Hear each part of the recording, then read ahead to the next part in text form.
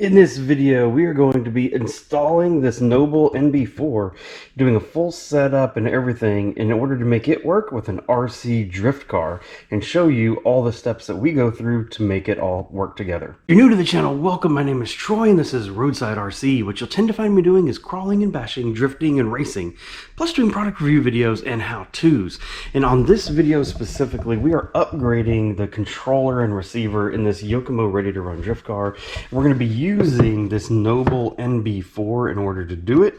This is a controller that a lot of folks in my local region use, seem to be happy with. So what we're going to be doing, unboxing it, doing a full setup guide as to how you can use this controller on a rear-wheel drive drift car, what are the steps you need to go through, and what are the different tuning and setup options that you have.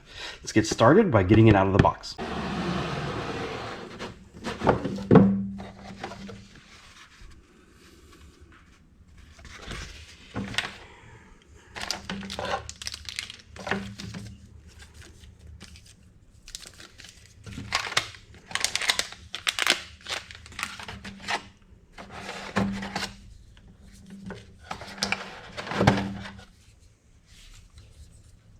As it comes out of the box, kind of interesting, you know, one of the special features of this Noble is that it can be either left hand or right hand steering, or I guess technically straight, like it doesn't care. You can put it anywhere you want, and they actually have a little degree indicators down here so you can put it back in the same place every time.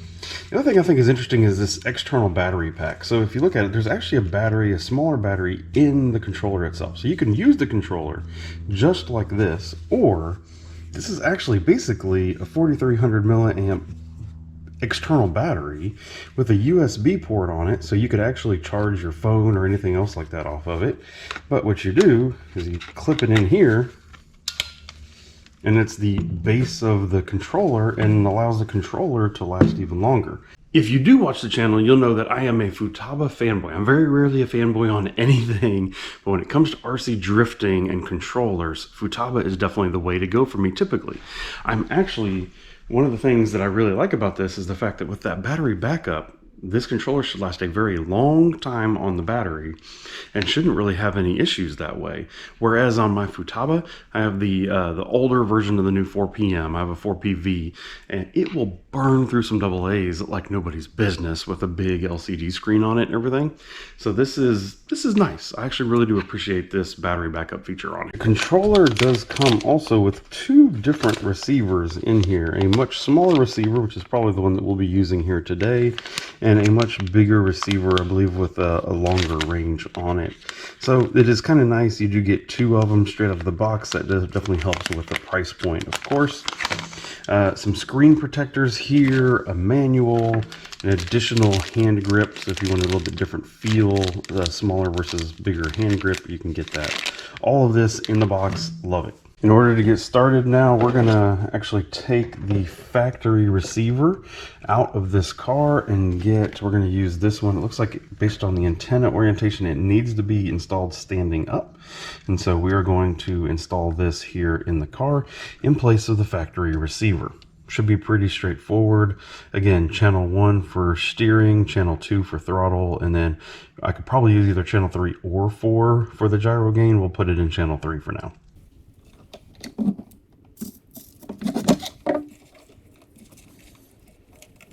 Just like I said, I hope you can see it here. Channel 1 is going to be from my gyro, the 3-wire plug from my gyro that controls steering. Channel 2 is the ESC, and channel 3 is that 1-wire plug from my gyro that is going to control the gyro gain. Now we're going to just stick it down here roughly in the same spot that the factory receiver was with some double-sided tape. Before we go any further, it's now time to fire up the receiver. You just press and hold the button here. Welcome to Noble. There we go. And then we're going to plug in a battery and fire this up. Make sure that the receiver is bound to the controller. If not, there's actually instructions here about how to bind it in the manual itself. Pretty simple. It comes with a bind plug. Just a couple steps there to get that done. Starting with this, I wasn't actually too sure if the receiver and the transmitter were bound together. So what you do is you put the binding plug into the binding channel. You move power to channel 1. So I'm getting power from my ESC, so I had to move it from channel 2 to channel 1, power it on, and you get a fast blinky light. On the controller, you come over here, RX set, bind set. For this receiver, which is the FGR4S, you use the classic RX. Binding. You say binding. Binding successful. Binding successful. And now you can see that the receiver is actually showing up as a battery level indicator up here, which is great. And then we have a solid light over here. So now I'm going to power off both this Signal side lost. and over here. And we're going to Signal lost. we're going to put back in here our plugs back in the proper spots. As we fire this back up now, we will see that we have lights. I'm hearing a lot of noise out of my RevD servo, which I'm not a big fan of, but you can see that we're going to have to recenter the steering, but we have steering left and right. That is good, works nice and smooth, and we have throttle, but it is backwards. So a couple things that we're gonna have to do. It looks like my channel 1 is centered here, but that means that we're gonna have to recenter the steering through this little linkage right here. Not a big deal, really easy to do. And then of course I need to reprogram. I probably need to switch this. I probably need to switch channel 2 in here, and then we will also look at, do I need to recalibrate the ESC to this controller to make sure that we get full throttle, proper neutral, proper reverse. Now this is still running the factory brushed ESC that came with this ready to run Yokomo drift car. So I have a switch over here that allows me to go into setting mode and set forward, reverse, and the full throw. I'm going to try that first. Obviously you need to look in the instruction manual for whatever your ESC is in order to how to calibrate throttle to it. Calibrating my ESC didn't actually change it for me on the throttle side. So what I had to do is just come in here, hit reverse, and then on the throttle side, you can just go normal or reverse, simple toggle like that. And that solved it for me. So now again, I'm going to move on to the steering. And again, I like to leave my channel 1 centered if I can all possibly avoid it. I like to not have to have a trim in there in order to bring the steering centered. The good news is with this Yokomo, all you have to do is adjust this turnbuckle right here, and it should bring these wheels in a line. All you got to do is figure out if you need to lengthen it or shorten it, and it'll bring the steering centered. So that's what I'm going to work on now. Yep, able to tighten this up a little bit. Looks like the steering is almost exactly perfectly centered now. That's awesome. I need to go in now. I'm using this Yokomo DP302V4. When you power on, you can actually use the switch here in order to set endpoints, because what I'm noticing is I currently don't get a full throw either direction, and that's all awesome to have with a drift car. So we're going to get in there and we're going to do this setup. Again, use the manual, whatever you have for your gyro, in order to understand how you set endpoints that way. The last thing to do now in order to get the base setup done is to look at your channel 3, which is controlling the gyro gain, and make sure how you control it. Now, as I looked through this from the factory, this VR1 on the right hand side here, this big knob, that actually controls the gyro gain right there. You can see me adding or taking away gyro gain. So done and done. I tend to run mine somewhere in that 70 to 80% range, so I'm going to set it there. And when we turn the car on, it works. It adjusts the gyro gain. You can always confirm it by taking it down to 0 and seeing if the gyro stopped working, which I did, and it does work. And so now I'm going to set my gain back up somewhere where we normally use it for the first test drive. Now we're going to dive in and look at some of the other potential settings that we have in here to help make drifting easier for us. One of the first things that I see in here that I typically mess with on my controllers for my drift cars is throttle exponential or dual rate.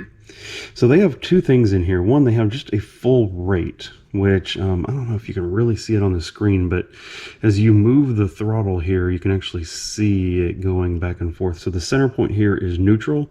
This is forward and giving it more power. This is reverse, giving it more power in reverse. Now, if you come in here and you, as an example, take this, just the rate down, what you can see is that it's just angling the whole throttle curve down, which would in essence reduce the total amount of power that you have. So example, if you're on a smaller track where you don't need as much power, you can come in here and it's just going to cut your total power down and smooth out your total throttle curve.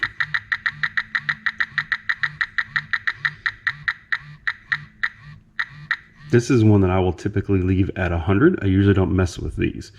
The exponential, on the other hand, is one that I do tend to mess with. And so you can see here, if I start putting in negative exponential, instead of creating a rate change and a change in the maximum, it creates an exponential curve in the throttle. And this is actually something that I'm a big believer in. Different folks believe in it in different ways, but this is something I'm a big fan of, and I tend to run a high amount of exponential in my cars. And what that does is that numbs out the throttle a little bit on the lower end, helps give better control, but yet you still have that full power if you do need it for flicking it into the corner or some big sweepers or whatever you need. You can still get to full throttle, but it kind of smooths out the throttle here and reduces some of your power input in the mid-range, the low to mid-range. This is something you can play with. I never mess with it on the reverse side because why? It's not really something we use a lot. But on the forward side, this is something that I typically do. On this assign switch here, you can come in here and you can choose from all the different switches and toggles that you have in the controller, and you can set, so as an example, we talked about that VR1 right controls channel 3, and it's a normal type and it has a normal direction. You can change all these kind of things. You can change what channel it controls. If I wanted to make channel 3 over on one of these other switches or one of these other dials, this is where you come in and do all that. Honestly, for what I'm using right now, it has the throttle and steering trim up here on these two switches at the top up here. I may move those, honestly, because they are easy to bump as they stand up there, but otherwise I'm going to leave it exactly as it sits right now, including that VR1 right being my channel 3 gyro gain. The next thing I'm going to do is I'm going to go in here to model. This receiver is currently bound here on model number 1. I'm going to come in here and change the name. What I like in here is if you go in to change the name, it's really easy to delete out what is in there, put in a new one. Right, so now I have this as my drift channel. If you do need to set up that it's more than 4 channels, you can do that. What I like about this right here is this custom main menu. So that main menu that we go into, you can actually set it for this receiver, for this model. What are all these aspects that you want to see on that main menu, and which ones do you want to move down? You can even physically undisplay things, take things off the display period so you can't even see them. That is pretty nice. It's an easy way, especially this controller and this car are going to end up being more for my son. And so if I didn't want him in there messing with a bunch of stuff, I can make the things disappear. That's quite nice. All right, we have this setup fully done. We've actually drifted a little bit here in the garage. What I'll say is I did remove some of that exponential that I put in here. So I had it at like -100. I bumped it up to like -80.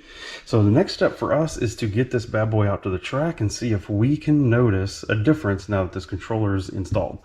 Let's go to it.